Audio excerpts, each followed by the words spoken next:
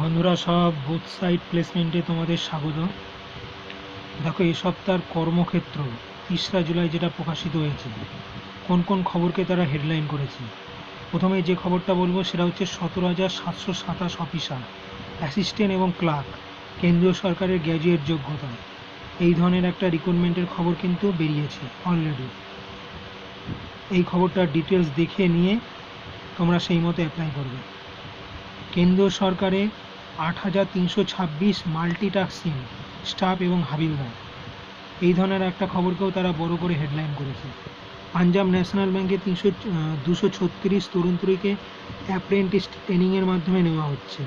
পশ্চিমবঙ্গের কটা শূন্যপদ আছে সেটা ডিটেলস দেখে নিয়ে সেই মতো অ্যাপ্লাই করতে পারো, কারণ জেলাভিত্তিক প্রচুর শূন্যপদ রয়েছে। পাশাপাশি 6টা রাষ্ট্রায়ত্ত ব্যাংকে 6,128 ক্লার্ক, এই ধরনের একটা খবরকে তারা বড় করে হেডলাইন করেছে। পাশাপাশি মেকনে 287 জন নেওয়া হচ্ছে, engineer, assistant junior engineer, deputy engineer প্রভৃতি পোস্টে। আইটিবিপি অর্থাৎ Indo Tibetan border police force 112 জন হেড কনস্টেবল, এই খবরটাকেও তারা বড় করে দেখিয়েছে। এবং এনএমডিসিতে 149 জন অ্যাপ্রেন্টিস নেওয়া হচ্ছে।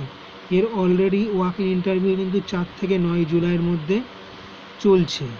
অতএব সেই মতো বুঝে তোমরা অ্যাপ্লাই করতেই পারো।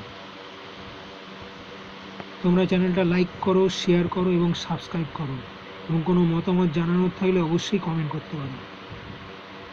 ধন্যবাদ।